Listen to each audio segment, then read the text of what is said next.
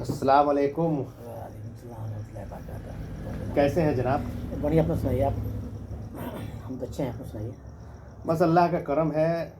आपसे मिलकर बड़ी खुशी होती है। जब आप आते हैं तो कुछ कुछ सामाजिक बातें हो जाती हैं, कुछ मुआशरे के बारे में हम लोग गुफ्तगू कर लेते हैं बिल्कुल बिल्कुल। और होनी भी चाहिए। एक जी। दूसरे के साथ बैठकर कुछ समाज के बारे में, कुछ सोसाइटी के बारे में अगर सोचते हैं, उस पर विचार करते हैं तो ये बहुत अच्छी बात है और होनी भी चाहिए। बिल्कुल बिल्कुल।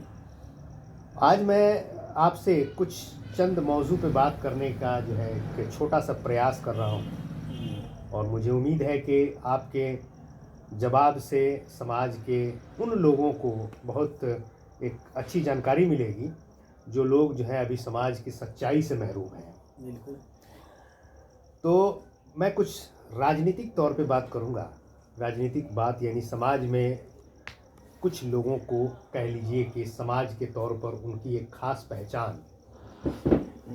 पहचान नहीं बन पा रही है। जी जैसे मैं कहूँ कि सामाजिक स्तर पर जो लोग राजनीतिक और सामाजिक दोनों स्तर पर पिछड़े हुए हैं लोग, जी जी। उन पिछड़े लोगों का राजनीतिक वजूद नहीं बन पा रहा है, सामाजिक स्टेटस नहीं बन पा रहा है। इसके लिए क्या ज़रूरी है, मैं आपसे थोड़ी सी आपकी राय जानना चाहूँगा। सबसे पहले हम आपको यही बताना चाहते हैं मतलब भाई, राजनीति कोई नया चीज़ नहीं है और राजनीति तो बहुत पुराना सदियों से चला आ रहा है हमारे देश में। रहा सवाल जैसे कि हम लोग आज बात करना चाहते हैं राजनीति के बारे में, तो राजनीति के हिसाब से देखिए तो हर वर्ग में, हर समाज में, हर लोगों में आज के समय में उस तरह का लोग को मानसिकता नहीं रह चुका है। मानसिकता के कारण यही है कि लोगों के अंदर इल्म की कमी है, पढ़ाई की कमी है, तजुर्बा की कमी है। और जिस मुशावरे से हम लोग आते हैं इसमें हमारा समाज बहुत पिछड़ा हुआ है, इल्म की कमी है। और इल्म अगर मान लीजिए किसी के पास नहीं है और हम कहीं किसी के पास जाते हैं तो कुछ पढ़ाई लिखाई बातें करता है तो हम सुनते हैं, जो हम पढ़े लिखे नहीं हैं तो उसके बातों को हम ध्यान नहीं देते हैं। उसको गलत बात को बताए हुए तरीक़ा पर हम चलते हैं, जिससे मेरा समाज अभी तक पिछड़ा हुआ है। यानी कह लीजिए कि एक तरह से मैं आपको अगर कुछ समझाने का प्रयास कर रहा हूँ तो आप मुझे कोई भाव नहीं दे रहे हैं। ये इस तरह का भी बात है कि मान लीजिए कि मैं आपको कुछ कहूँ, आपके अंदर इल्म की कमी है। मैं डायरेक्ट वे में नहीं कह सकता हूँ कि आपके अंदर इल्म की कमी है, लेकिन जब सोसाइटी में हम देखते हैं कि आपको कोई जानने वाला नहीं मिलता है, आपके घर वालों और रिश्तेदारों के अलावा कोई थर्ड पर्सन आपको नहीं पहचानता है, आपके नाम से नहीं जानता है, तो मुझे लगता है कि आपका समाज में रहने का कुछ खास अहमियत नहीं है, आप समाज के लायक नहीं हैं, जहाँ तक मेरी सोच है। तो उसको एक जागरूकता उसके अंदर नहीं है कि खुद अगर नहीं मालूम है तो मैं किसी की बातों को सुनूं और उस पर अमल करूं। ये भी शायद जरूरी हो सकता है। इस पर रोकेंगे, आपको बात करना चाहेंगे। बहुत अच्छा मुद्दा उठाया जी। और मैं इस मुद्दा पर जो अभी आप जो सवाल किए हैं कि जैसे समाज में हम इतने पहुंचे हुए हैं और मेरे बारे में किसी को नहीं मालूम है, तो जहां तक जो आपने मुद्दा उठाया, बहुत अच्छा मुद्दा उठाया। क्योंकि हमारे समाज में सबसे पहली बात है कि हम आप ही के बारे में करना चाहते हैं। जैसे मान लीजिए कि आप सोशल समाज में रहते हैं, हर समाज में मिलजुल चलते हैं और चाहते हैं कि मेरे समाज में जितने लोग हैं इस समाज से जुड़े और अपने हक़ों की बात करें।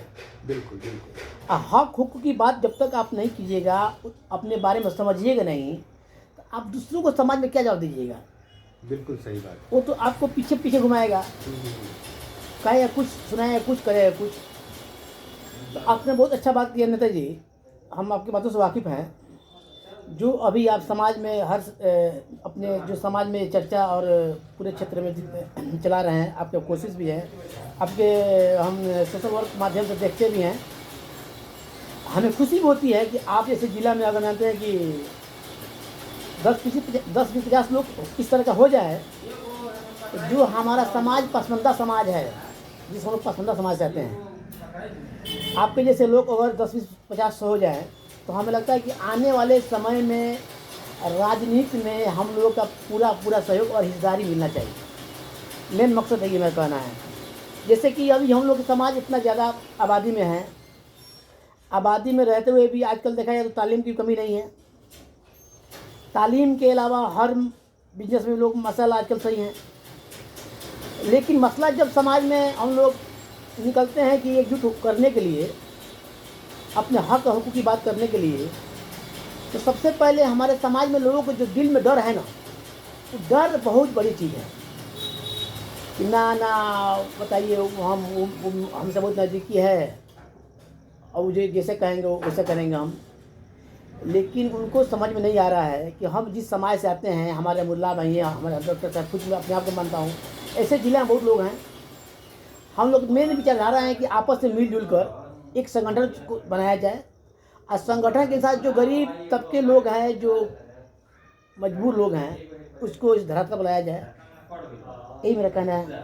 बिल्कुल बिल्कुल, आप बिल्कुल बहुत अच्छी बात है आपने कही। तो मैं लोगों से मैं यही अपील करना चाहूँगा कि आप हैं डॉक्टर इफ्तिखार अहमद अंसारी साहब, जो कि काफ़ी दिनों से हमारे साथ, हम दोनों के साथ जो है एक अच्छी तालमेल है और समाज में उठना बैठना सभी के साथ, सबका साथ और सबका व्यवहार के साथ ये चलते हैं। और इनका अपना मेडिकल शॉप भी चलता है, सेवा मेडिकल हॉल के नाम से, और लोग जानते भी होंगे। मैं उम्मीद करता हूं कि आप तमाम लोगों को हमारी बातों से जो है कुछ जानकारियां मिली हों।